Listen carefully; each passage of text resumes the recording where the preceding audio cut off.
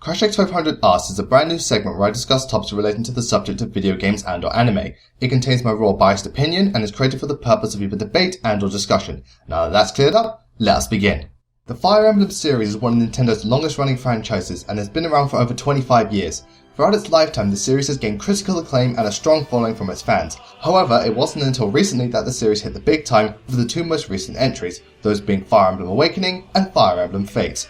These two games not only received universal acclaim, but also went on to being the best-selling games in the series, both selling well over 1 million copies, as well as saving the series from the brink of extinction.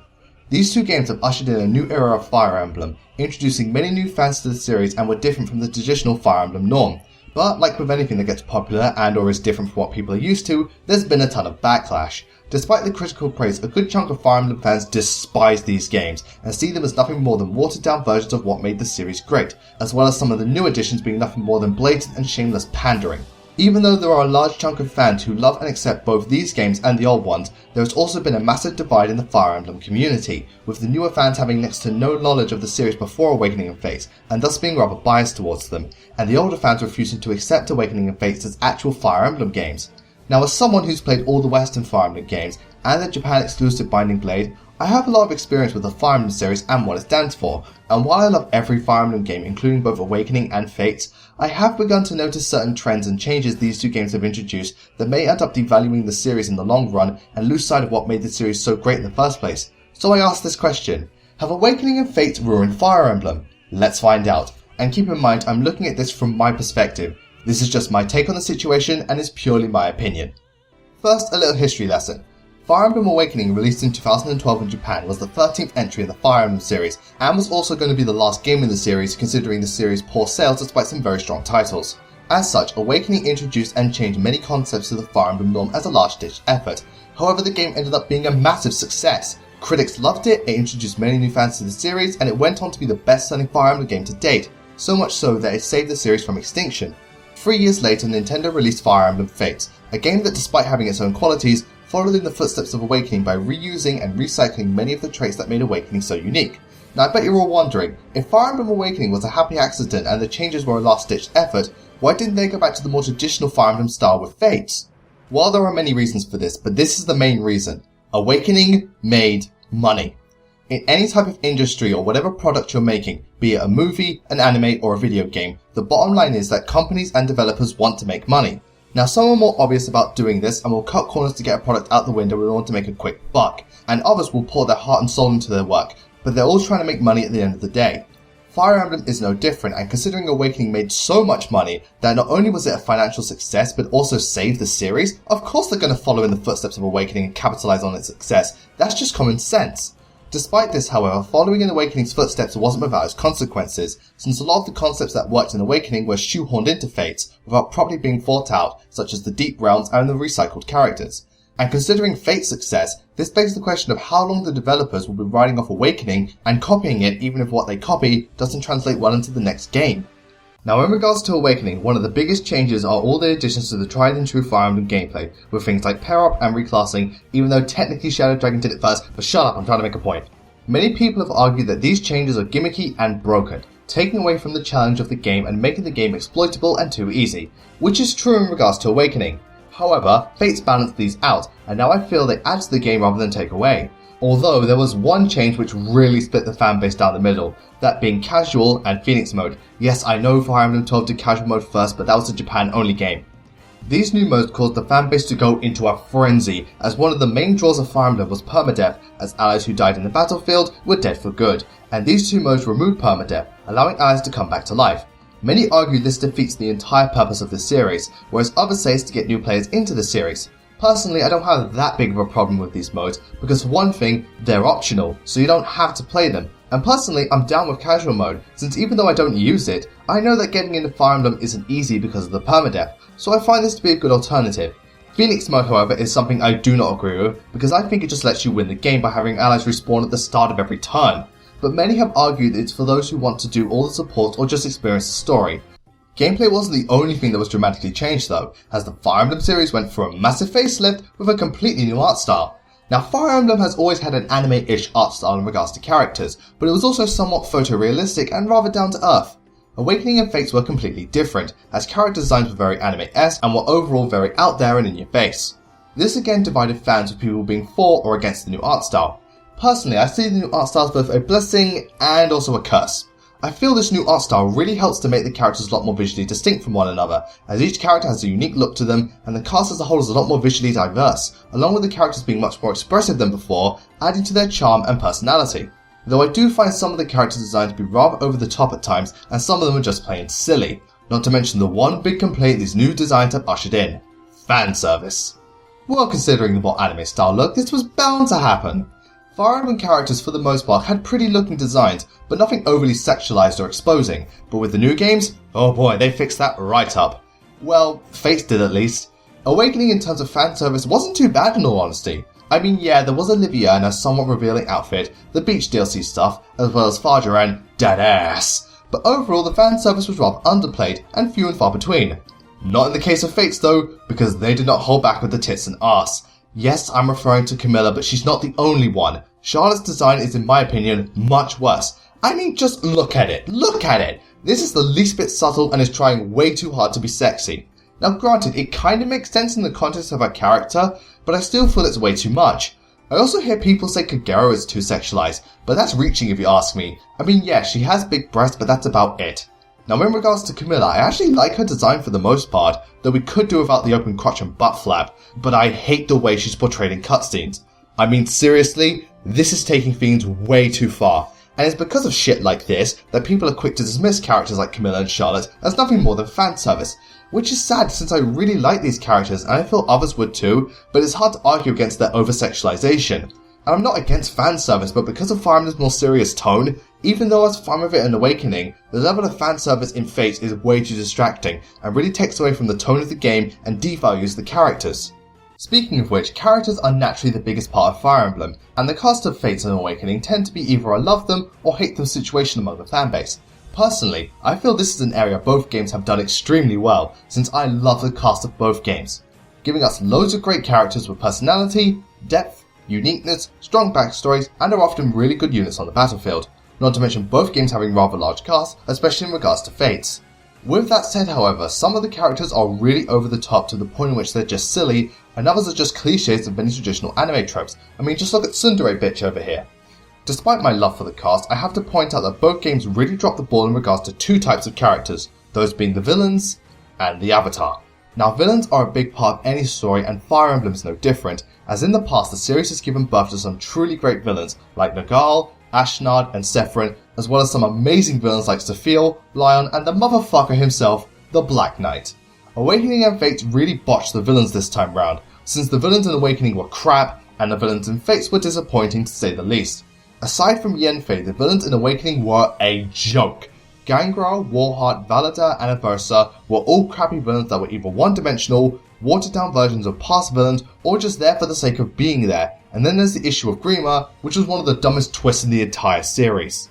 In regards to Fates, Garen has to be one of the biggest letdowns ever.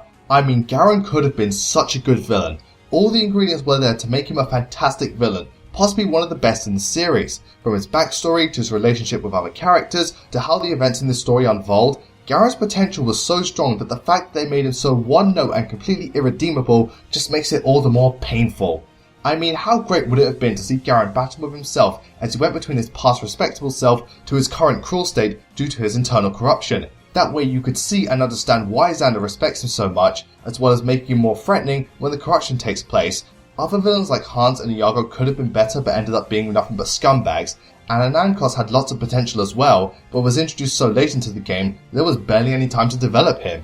Also, because these villains were so one-note, the stories in these games lost some of their impact, but I'll talk about that later. And now there's one of the most controversial aspects of Awakening and Fates, the Avatar.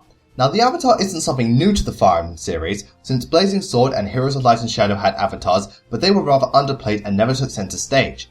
Awakening and Fates put much more focus on the Avatar this time round, in regards to pretty much everything. Since certain characters can only support with the Avatar, and characters like Camilla and Tharja have most of their supports and entire characters being focused on the Avatar, not to mention the fact that because the Avatar can support with everyone, the new Fire Emblem games have been dubbed Waifu Emblem and are mocked as dating sims. So because of this, do I hate the Avatar? Well, yes and no. More specifically, I don't like how much these games focus on the avatar, but out of the two avatars, I like Robin, but I hate Corrin. The main reason for this is what my buddy Zuck Monster Hunter 4 said in his Problems with Modern Fire Emblem video. The avatar in Fire Emblem 12 could support and fight, but he didn't have a major bearing on the story. This is why I felt Robin was a good avatar, since aside from what happened in the third arc, and to be honest that plot point was utterly fucking stupid, Robin was very much the third party, and the story stayed focused on Chrom and Lucina, unlike Fates where Corrin is the driving force. And in regards to character, Robin was an actual, well, character.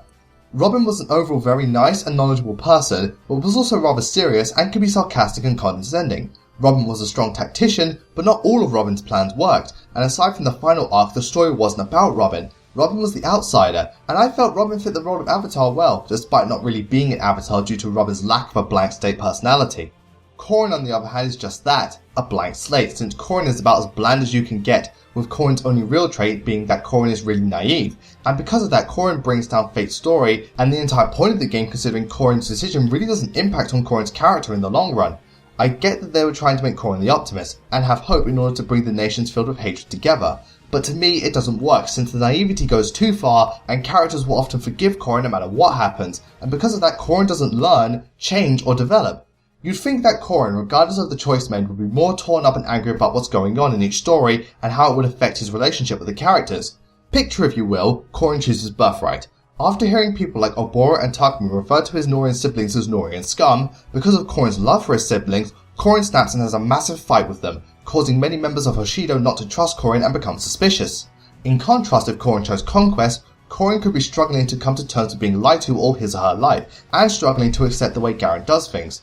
Camilla then tries to comfort Corrin, and tells Corrin that being his or her big sister, she loves Corrin, only for Corrin to reply, "But you're not my real sister!" And all Camilla can do is stay silent and look ashamed and upset. Stuff like this would have made Corrin much more interesting, and shown how the choice Corrin makes has an impact, but instead Corrin is just so Kirito. Honestly, at this point I feel Fire Emblem should just get rid of the Avatar and focus on the Lords again, but if they have to bring back the Avatar for the next game, we need more of this, and much less of this. And finally, let's move on to the biggest thing most people complain about regarding Fates and Awakening, the story.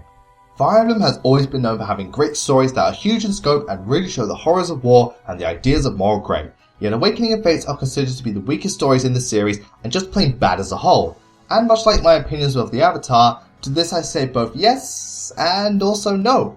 While I agree, both Awakening and Fate stories aren't nearly as good as other stories like in Sacred Stones, Blazing Sword and especially the Telliad series, the stories themselves are still good stories. I mean, they're by no means perfect, but I enjoyed them, and all the aspects that make a Fire Emblem story are still there. I will come out and say that I still feel Awakening has the weakest story in the series, since it tried to combine 3 arcs into one, and because of the condensed nature and crappy villains, the story lacked any sort of impact. Fates, on the other hand, I thought was better than what people give it credit for. Granted, the story could have been so much better, and I mean so much better. Like, I would love to discuss how to improve the story, but then we'd be here for another 15 minutes. But for what it's worth, I liked Fate's story. I liked that it was different with you having to make a choice and seeing the story from various perspectives, not to mention Conquest actually allowing us to focus on the bad guys, quote unquote. I mean, yes, the story isn't perfect and the writer could use some work, and the villains being just plain evil didn't help the idea of moral grey, but I liked that Fates did something different and was ambitious. So at this point, it's pretty obvious that Fates and Awakening have their problems. They've introduced and changed many new elements to the series that while some work, others don't, and people feel the series is starting to lose its identity, not to mention are fearful for the future of Fire Emblem. But you know what? At least Fire Emblem has a future. Look everyone, you have every right to hate Awakening and Fate, and I'm not trying to convince you otherwise even though I love both these games, but if it wasn't for these games, Fire Emblem would be dead. Awakening was meant to be the last game in the series, and no one, especially not the developers, could have predicted it would have been this big of a success. Thanks to these games, Fire Emblem has never been more popular, as not only is it considered one of Nintendo's biggest franchises behind Mario, Zelda and Pokemon now, but both games have outsold every other Fire Emblem game, and the series even has a spin-off game. These games may not be perfect and have some serious flaws, but you know what, not every Fire Emblem game is perfect, and even some of the classic ones have their flaws. And at the end of the day, they're still Fire Emblem games. The core essence of the series and what we love about it is still there. I mean, yes, it's different, but it's still Fire Emblem, and even as just video games, they're very well crafted games. You can tell the developers poured their heart and soul into these games instead of just half-assing them out the window. When it comes to the future of Fire Emblem, no one knows what's going to happen. Considering how successful Awakening and Fates were, they might continue with this new style and tropes that define these games. But at the same time, because the series is now in the green, maybe they'll go back to what made us fall in love with the series and do something similar to Blazing Sword. Maybe they'll try to make a completely standalone game like Sacred Stones. Maybe they'll try to make a game even more epic and larger than the Tellius series. Maybe because of the series' popularity, they'll do remakes of the older games, or even bring over some of the Japan exclusive games for a new audience. Maybe they'll do something no one ever imagined the series would do. We don't know. But at least we have these options. Without Awakening and Fates, we would have nothing. So even though Awakening and Fates aren't perfect, and you may and can hate them, at the very least be grateful they exist, because without them, Fire Emblem will be no more, and the last games to cap off the series will be 2 remakes, one of which didn't even make it over shores, and the other being probably the weakest game in the series. So going back to the question I asked at the beginning, have Awakening and Fates ruined Fire Emblem? Personally, I say no, they have not. Fire Emblem may have changed, but change isn't always a bad thing, and the core essence of the series and what I love about it is still there in these games. But what do you guys and gals think? Do you think Awakening and Fates have ruined Fire Emblem? Let me know in the comments below, and I thank you for joining me in this brand new segment. So with that said, have yourselves a great night, take care, and I'll see you all next time. Hey everyone, thank you for watching today's video. If you enjoyed this video, be sure to give it a thumbs up, and what did you think of this new segment, CRASHX500 asks? If you liked it and you can think of more topics relating to video games or anime you'd like me to discuss, let me know in the comments section. For alternate video recommendations, I first point you to my last video, Top 5 Best and Worst Changes in Fates, where I talk about my favourite and least favourite changes in Fire Emblem Fates. For something similar to this, I first point you to my buddy Zerk Monster Hunter 4, and his video The Problems with Modern Fire Emblem, Mostly Fates. And finally, why not check out Random 10's, and his video is Fire Emblem Becoming Too Mainstream. Hopefully one of those videos will be to your liking. Don't forget to follow me on Twitter at CRASHX500, and if you like what you saw, why not subscribe to my channel. Once again, thank you very much for watching, and I'll see you all next time.